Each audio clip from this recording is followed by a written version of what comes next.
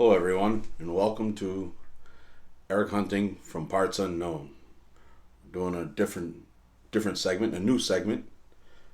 We're calling this "What's Under the Ring." It's kind of like a unboxing, what's in the box type of thing.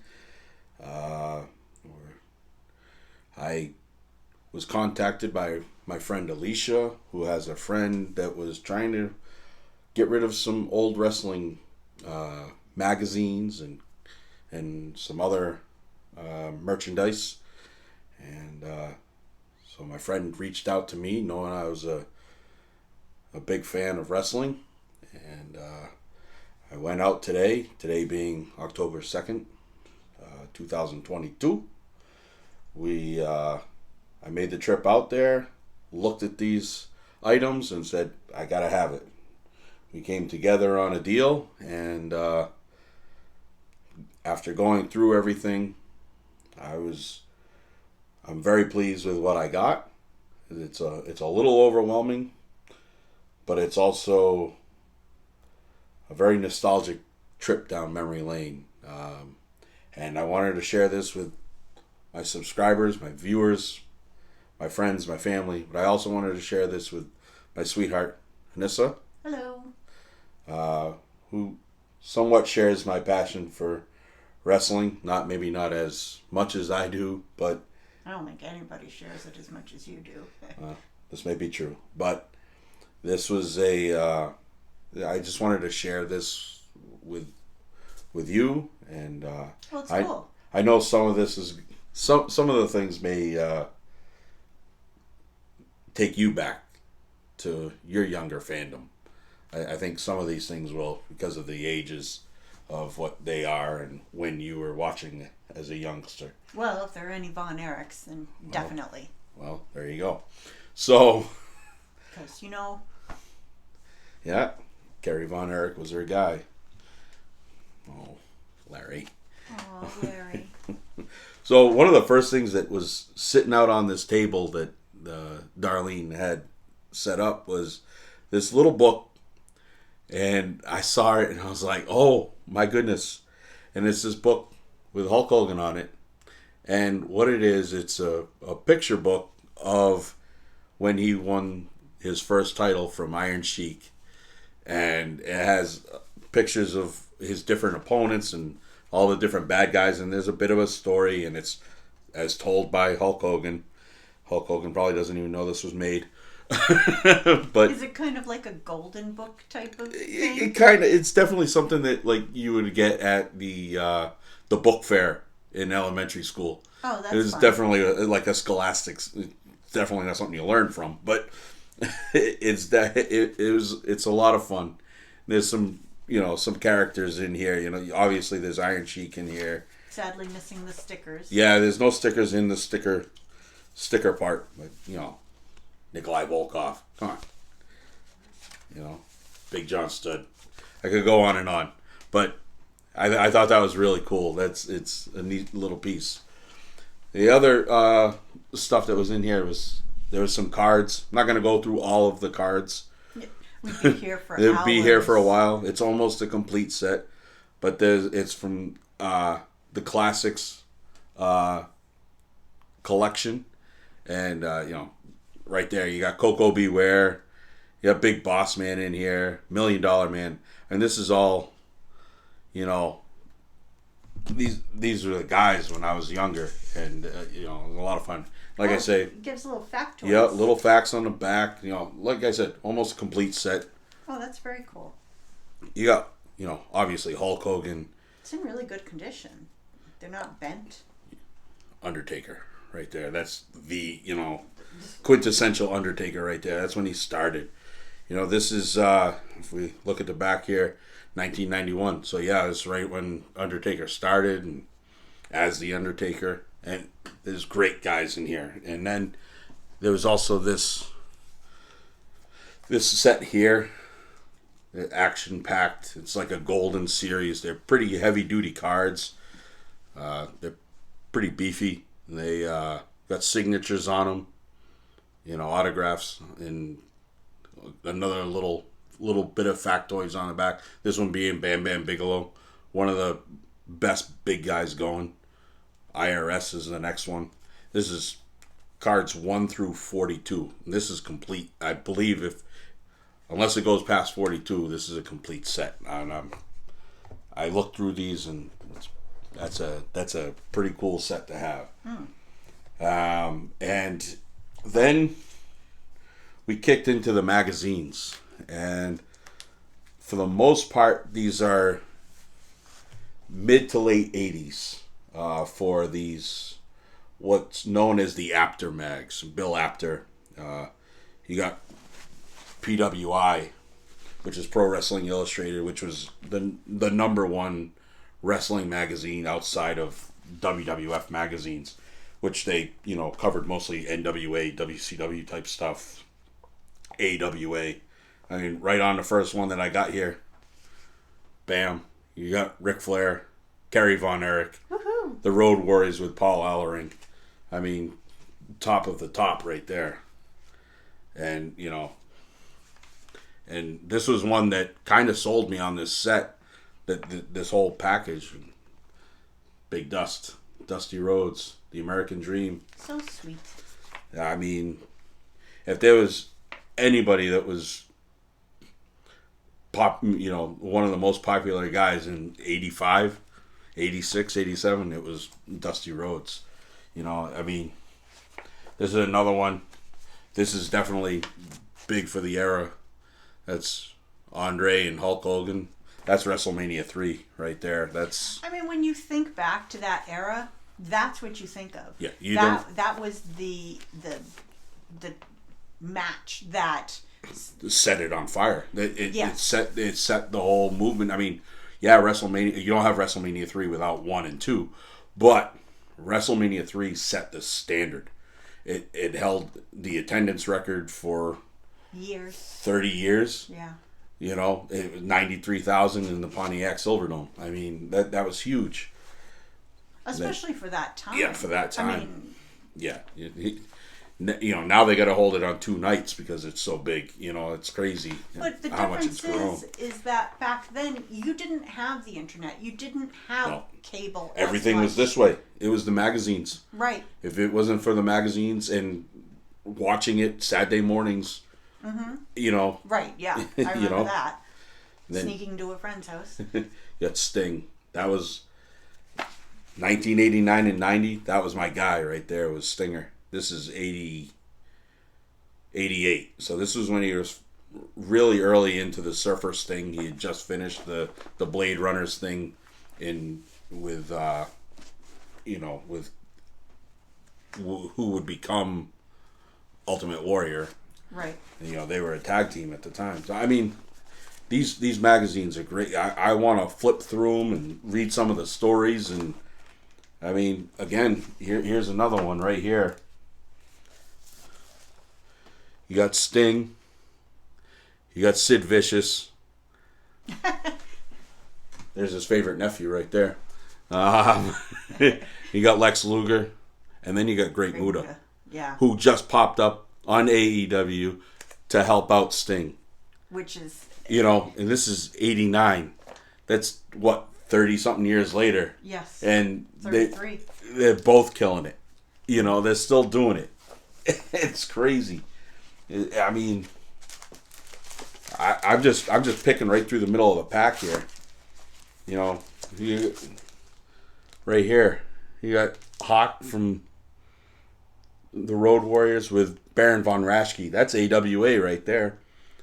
Billy Jack Haynes, Kerry Von Erich, Hulk Hogan, and that's Ken Patera. I just know from looking at it. And then Kevin Sullivan, one of the most underrated minds in the business. That guy is some of the best stories in wrestling right there. He was able to put together. Wow. Right here. Dr. D, David Schultz. He was supposed to be the next Hulk Hogan. He was primed and ready to go, and then something, different things happened in the world. Oh my gosh, look at that. Dusty Rhodes, Tully Blanchard, Greg the Hammer Valentine on the back. First wrestler I ever met. Very first wrestler I ever met. This one here is pretty special too. Again, you got Billy Jack Haynes, who didn't get enough credit for the things he was able to do. Hulk, Captain Lou, come on, man, with the rubber bands. Remember that with Cyndi Lauper? Yep. And then right here we got Jimmy Snuka. You don't have Jimmy Snuka, you don't have Mick Foley. Right. Because he emulated that guy. And then you have, and again, you got Kerry Von Erich. And then one of my sister Heidi's favorites, Kamala. Because he used to come out and he used to do the belly pat. And she would do it too. She did. She didn't have a belly. A little funny story though. She did do it once when she was pregnant. And it was funny because I was like, oh my God, she did it perfect. So those are the, like I said, the Apter magazines. They were the mostly NWA and AWA type of things. Then she also had a stack of WWF magazines, and this is the oldest one that she had in there.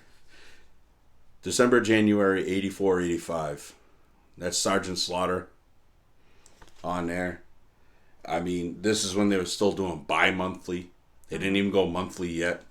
They had just gone into being the WWF magazine.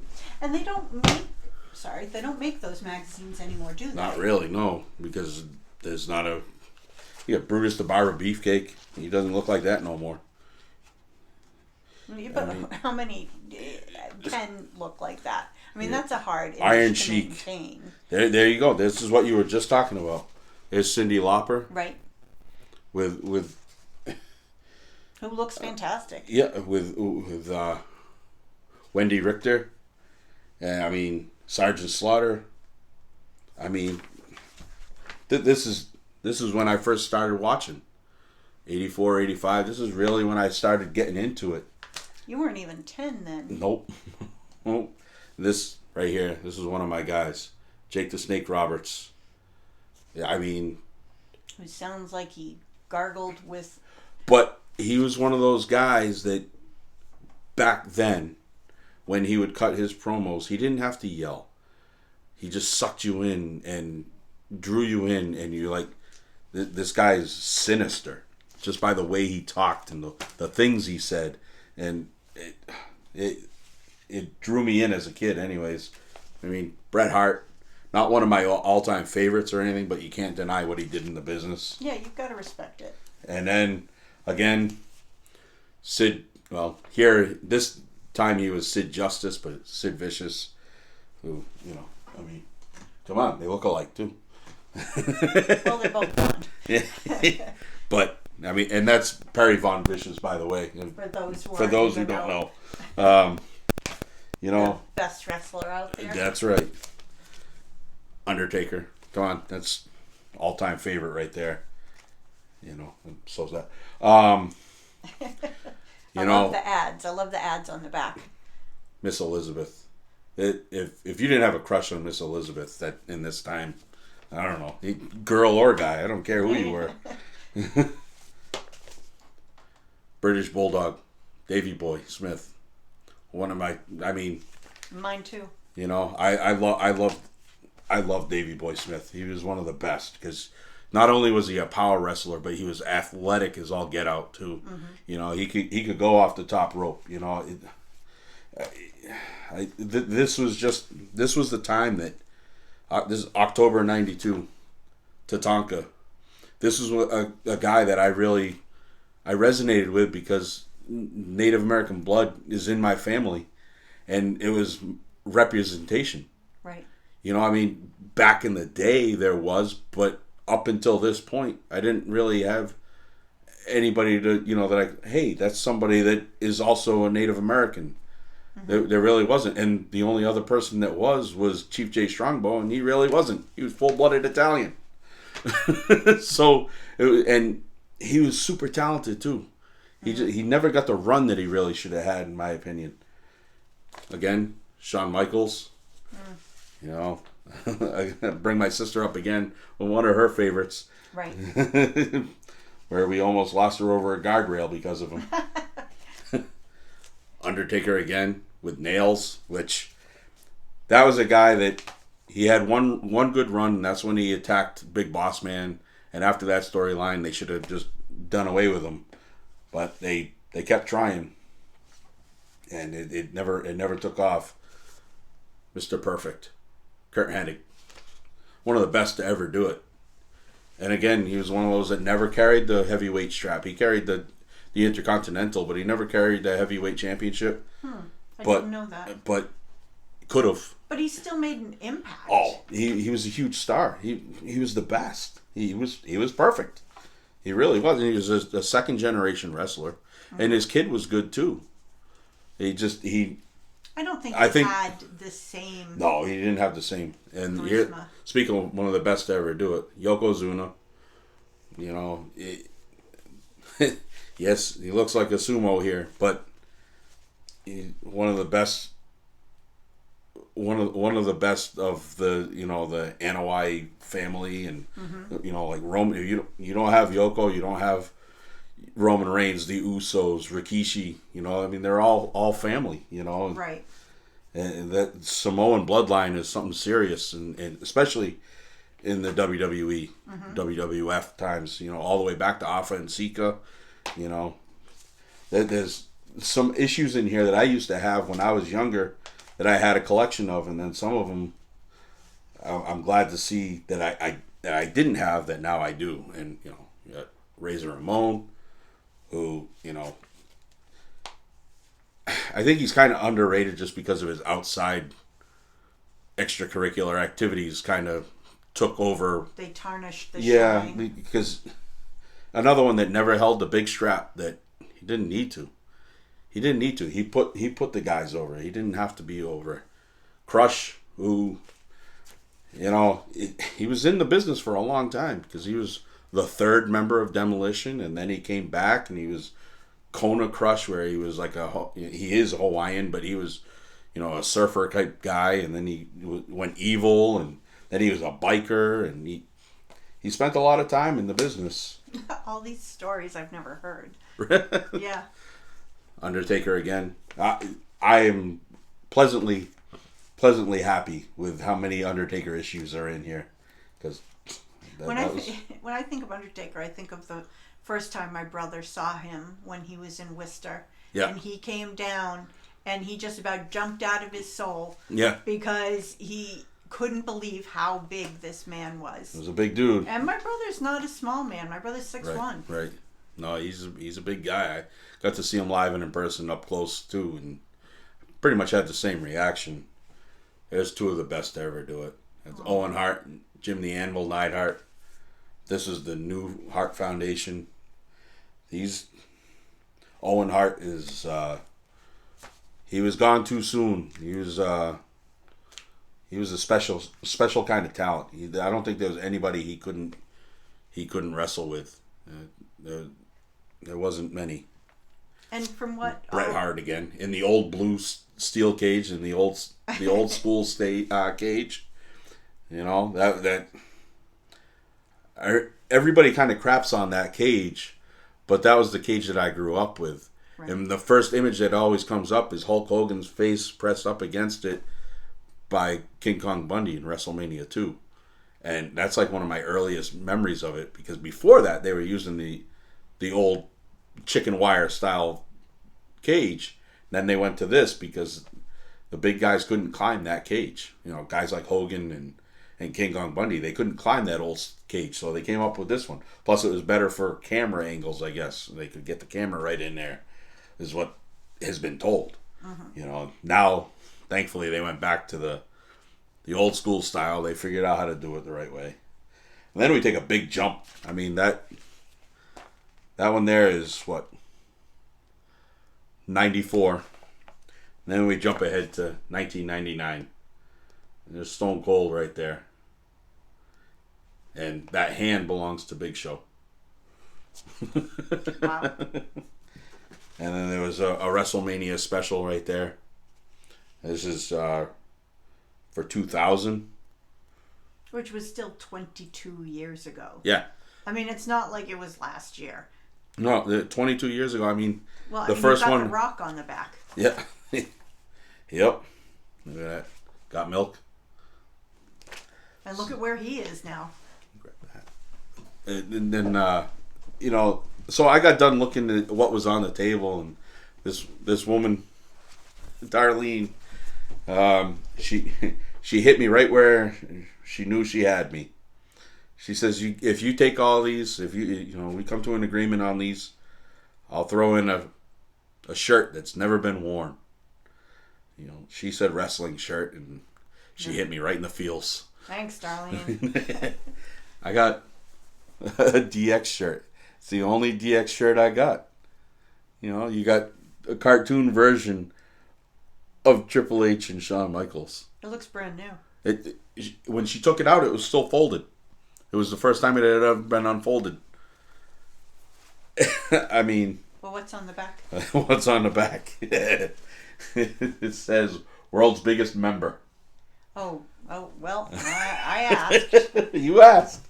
Okay. So, I mean, this was a little bit of a trip down memory lane for me. I wanted to share these with, all the members of Parts Unknown.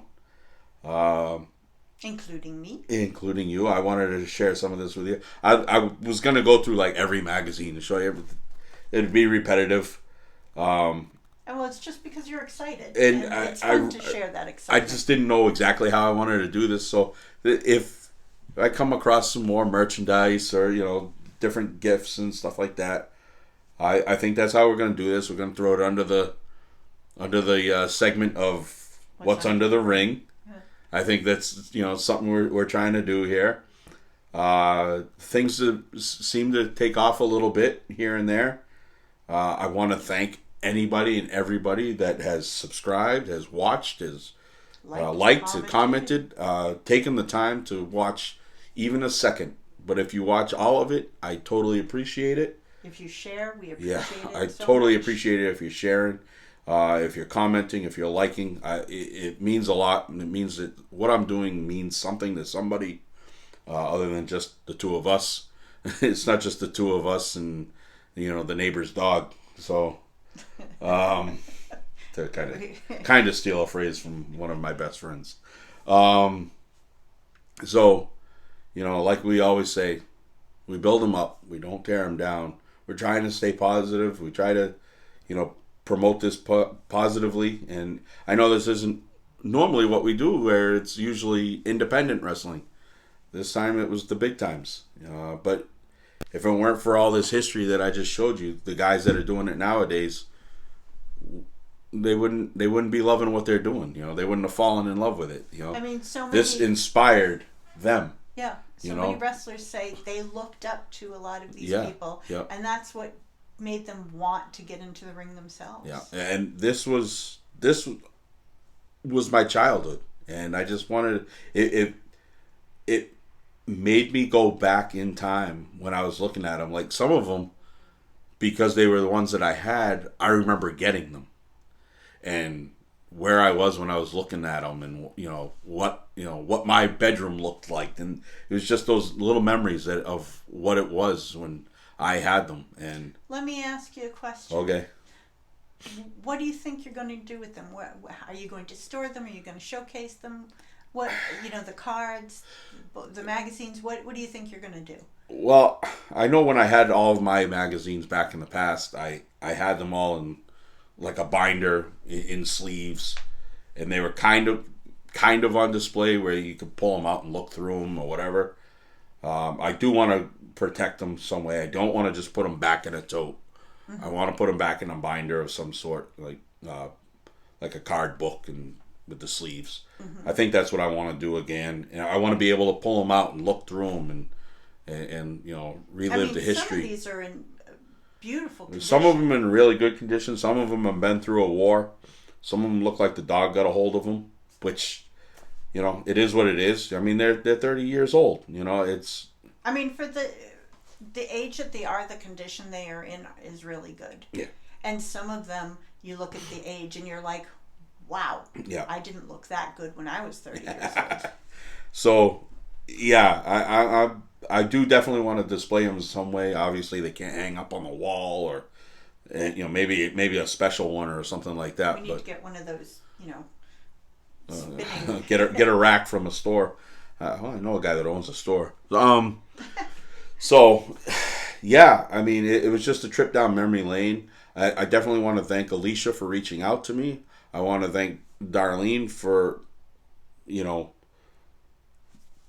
not gifting, but for allowing me to purchase these and believing that I'm going to give them a good home, because that's my intent. And that's what you wanted. They're not just going to end up on up in a tote and packed away. I want to display them in some way, shape, or form. And again, be able to look at them, pull them out every once in a while and read one or look through the Or if pictures. we have someone visit. Yeah, hey, you're gonna get a kick out of this type of thing. So that's the idea. With all of this stuff, I want to be able to display it. I don't want to just pack it away and tuck it in the corner. And I think this was a pretty good inaugural What's Under the Ring. yeah, there may be something different coming up in the very near future. We have hopefully a special trip coming up, and then hopefully a couple new shows coming up.